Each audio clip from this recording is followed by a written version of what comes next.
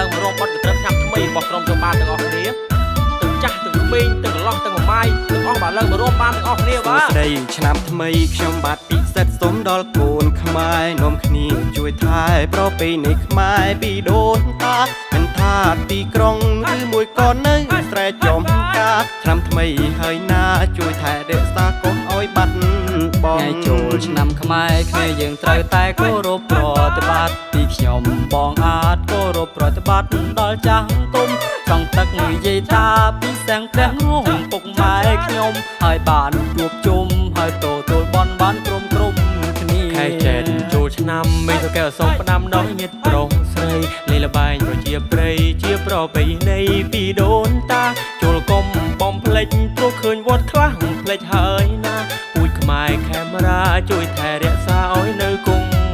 វង្សត្រូវហើយយើងត្រូវជួយថែរក្សាគ្នាកុំឲ្យបាត់បង់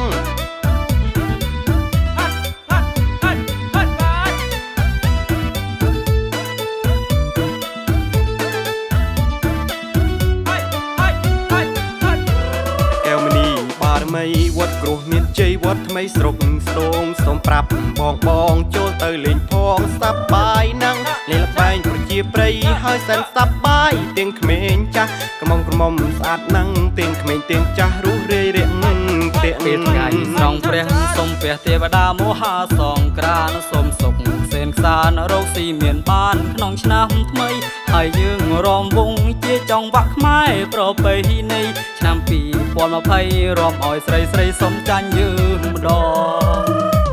កម្មនីបារមីវត្តថ្មីស្រុកស្ទងចូលទៅលេងផងសែនសប្បាយខ្លាំងណាស់លេងល្បែងប្រជាប្រិយទាំងក្មេងទាំងចាស់សែនសប្បាយខ្លាំងណាស់ក្នុងឱកាសឆ្នាំថ្មីបប៉ះដៃជើងយើងកុំប្រកាន់អីព្រោះចូលឆ្នាំខ្មែរមានតែ3ថ្ងៃកុំប្រកាន់គ្នាអីព្រោះយើងជាកូនខ្មែរ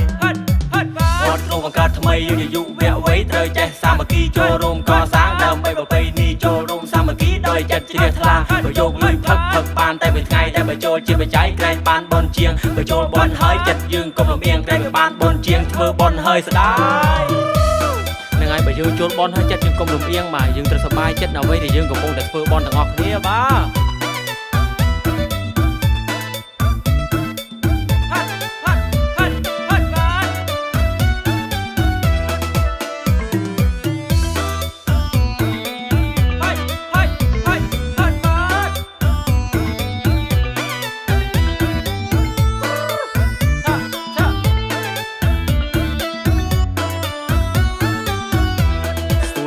ឆ្នាំថ្មីខ្ញុំបាទពិសិដ្ឋសូមដល់កូនខ្មែរនាំគ្នាជួយថែប្រពៃណីខ្មែរពីដូនតាមិនថាទីក្រុងឬមួយក៏នៅស្រែចំការឆ្នាំថ្មីហើយណាជួយថែរក្សាកុំឲ្យបាត់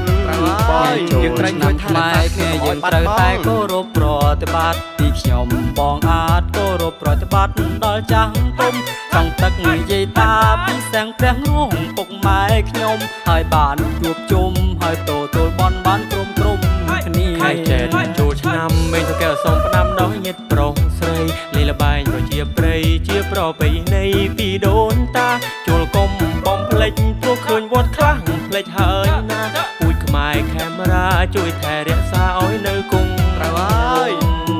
នឹងហើយជាពិសេសនៅក្នុងវត្តបាទយើងមិនត្រូវភ្លេចល្បែងប្រជាប្រិយរបស់ខ្មែរយើងទេបាទ